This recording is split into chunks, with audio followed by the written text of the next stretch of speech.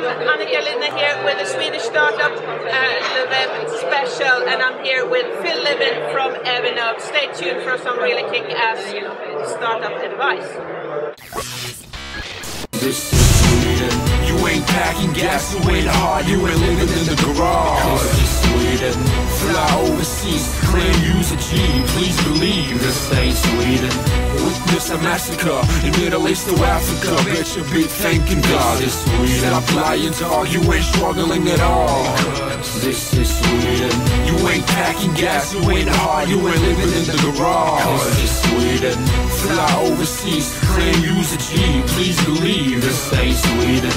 Witness a massacre in Middle East to Africa. Bet you be thanking God.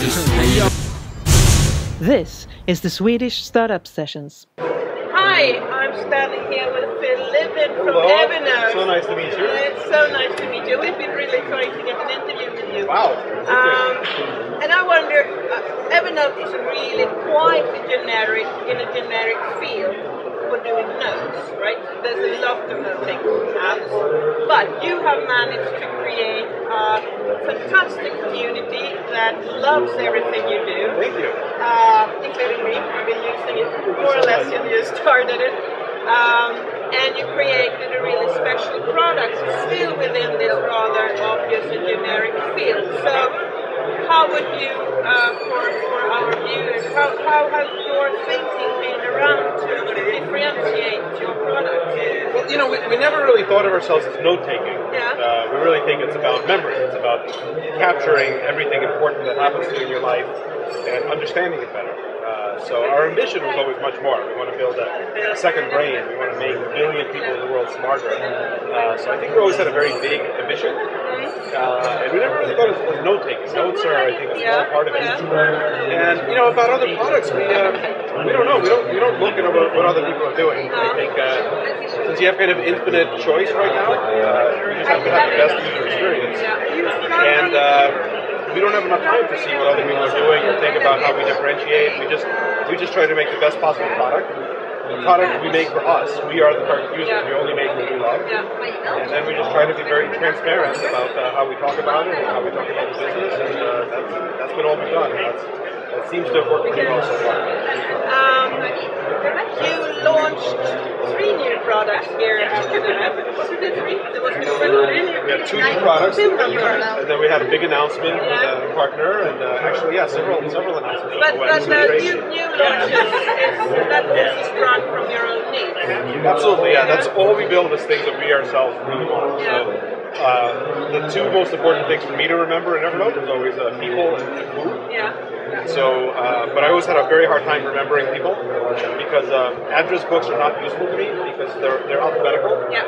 You know, they're based on this like 100-year-old idea or 500-year-old idea of a book. Yeah. But I don't remember people alphabetically. My brain doesn't work alphabetically. I'm sure you don't remember people alphabetically Definitely either. not.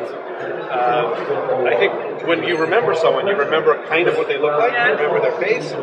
You remember the chronology. So, you know, when did you meet that person? And you remember the context. You know, where was it? And what did we talk about? And what did I have to eat? And so we made Evernote Hello. It's just a really simple visual way to get all 3 of those pieces of information: face, chronology, and context. And then put it in Evernote so that you can have all of the searching and all the context of Evernote in a really nice, beautiful visual app. And that's Evernote Hello. When I teach and talk a lot about companies and what is coming, I often use you as an example with your ambition to just have 5% paying customers. And that blows most traditional companies out of the water because they can't even believe that it's true. So how's your reasoning behind it? Well, you know, I think the percentage of paying customers isn't important. What's important is the total number of paying customers. So if I want to have 1 million paying customers, if I charge everyone, then I have to spend a lot of money on marketing, on sales, on advertising to get 1 million people to use it. But instead, I can just spend all of that money that I would have spent on marketing and advertising if I spend it on making a better product and I get 1 billion people to use it for free. And if only a tiny percentage would fall in love with it, I can get the same paying customers with the same amount of expense, but I have a much better business because I have a much better product. So I think focusing on the percent doesn't really make sense. You should focus on the total number. So we have about 20 million users now. We have about 750,000 of them are premium, and that's growing really fast. So it's a great business, even though the vast majority of people use it for free, and we're happy about that. We want people to use it for free. What's your best advice to new entrepreneurs and startups? I think the most important thing is you have to understand if you're going to do a startup, you're probably going to fail. Yeah. Most businesses, 95%, 99%, they don't succeed financially. And that's very important to know. So if you want to make money, if money is your primary motivation, it doesn't make sense to become an entrepreneur. You can't be motivated by money. You have to be motivated by doing something that you really care about.